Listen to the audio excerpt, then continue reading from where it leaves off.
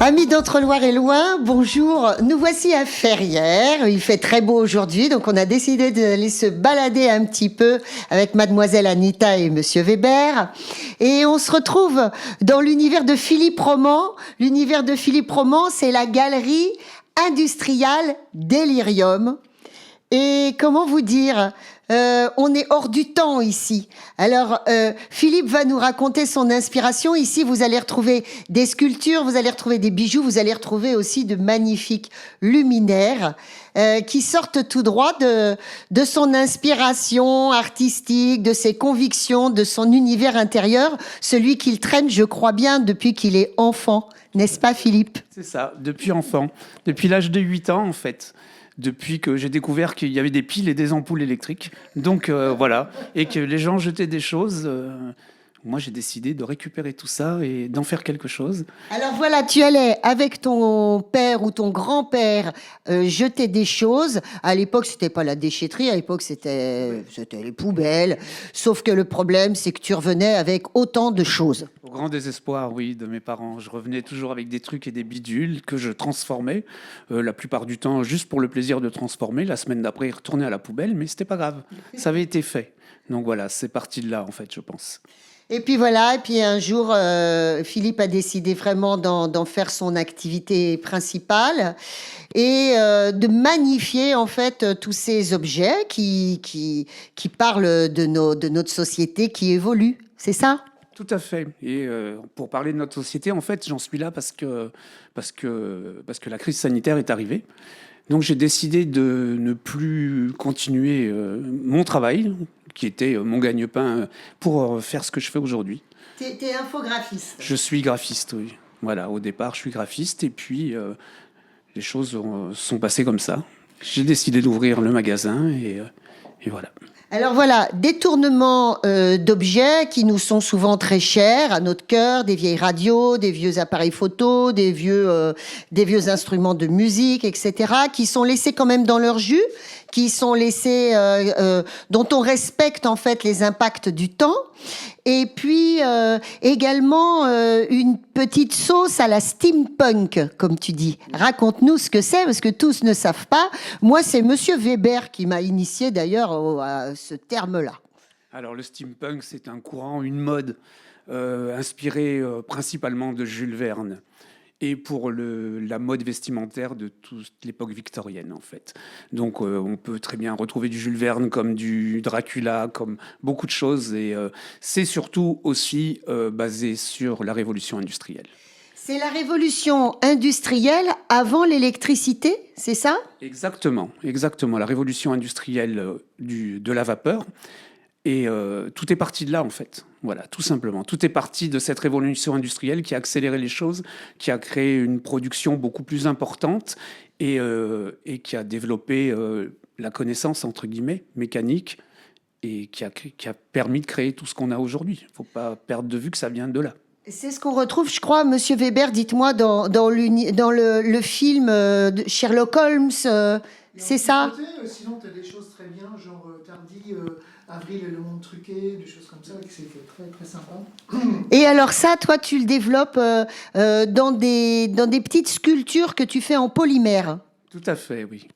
Principalement là-dessus, je travaille sur des plus grosses pièces, mais c'est rigolo de le travailler sur des toutes petites pièces, de travailler vraiment avec des engrenages d'horlogerie, et ça permet de faire des choses minuscules, minutieuses et très rigolotes. Et puis alors, tout ce que tu nous proposes en luminaire, eh bien, ça nous permet de garder tous ces vieux objets dont on ne saurait pas trop quoi faire. On ne veut pas s'en séparer, mais en même temps, qu'est-ce qu'on peut faire avec ? Voilà. Et ben, la bonne formule, c'est de transformer un ramasse-poussière inutile en ramasse-poussière utile. Voilà. Et on a des choses qui nous tiennent à cœur particulièrement pour des raisons sentimentales dont on ne veut pas se débarrasser, mais pour l'avoir là au milieu, c'est pas non plus super. Donc autant le transformer et en profiter. Alors voilà, notre artiste nous a montré tout à l'heure, Monsieur Weber, est-ce que vous pouvez vous approcher par ici également, un autre une autre amélioration, je ne sais pas comment expliquer ça, transformation en fait et récupération d'un objet qui est ce vieux poste radio. Voilà, ces vieux postes, ils sont très beaux, mais la plupart du temps, ils fonctionnent pas. Et toi, tu as eu une idée très ingénieuse. Alors, c'est pas une idée qui m'appartient, beaucoup le font, mais de garder effectivement l'esthétique d'une ancienne radio et de la transformer en enceinte Bluetooth. Aujourd'hui, la radio, je ne sais pas si on est encore beaucoup sur la planète à écouter vraiment beaucoup la radio ailleurs que sur les web radios, en fait. Et avoir une vieille radio, c'est un beau meuble, c'est une belle pièce. Autant s'en servir. Alors là, tu nous racontais l'histoire de cette dame qui t'apporte la radio de son grand-père et puis tu as réussi à lui redonner vie à cette radio. Raconte. Alors, j'ai eu cette radio en très mauvais état. On m'a demandé de la restaurer puisqu'elle avait une valeur sentimentale. Donc, je l'ai restaurée. Je l'ai restaurée en tant qu'objet visuellement, mais aussi, je l'ai transformée en enceinte Bluetooth, en gardant les organes essentiels, le haut-parleur, les boutons, en fait, toute l'esthétique. Et donc, la personne, quand elle l'a vue, forcément, elle a eu un petit pincement et tout. Et quand je lui ai fait écouter la musique, là, elle a pleuré.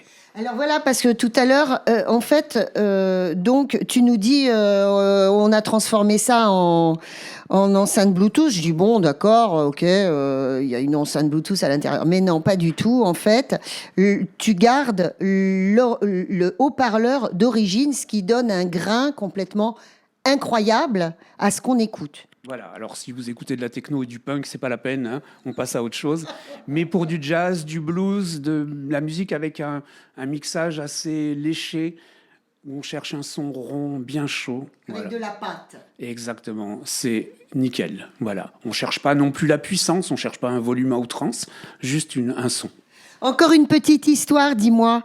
Ce vélo qui est transformé en étagère, en desserte. Alors ce vélo, il a été trouvé à Montargis, enfin à côté de Montargis, à Saint-Maurice-sur-Fessard, et on a pu le dater par rapport à la sonnette qui était dessus.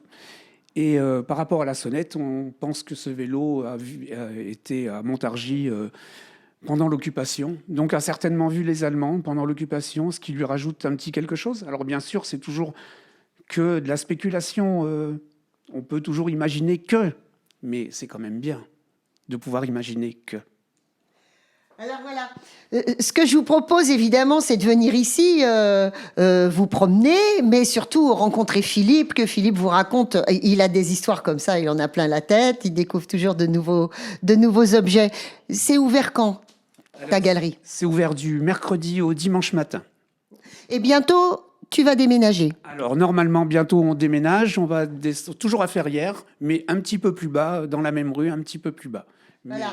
Plus bas, plus spacieux, plus clair, avec un atelier qui nous permettra en fait de voir Philippe vraiment travailler tous ces objets. Et travailler des objets beaucoup plus gros aussi. Et ça, c'est intéressant. Ah oui, comme par exemple des vélos et puis des motos. Et des motos, oui. Des répliques de véhicules du début du siècle dernier. Et qui sont homologués, on peut rouler avec. Qui sont gentiment tolérés par la gendarmerie. Voilà, on dira ça comme ça. Parce qu'homologués, non, il n'y a pas d'homologation pour ça. Bon, mais on peut rouler avec. Merci Philippe. Merci. C'est bien, hein, bravo.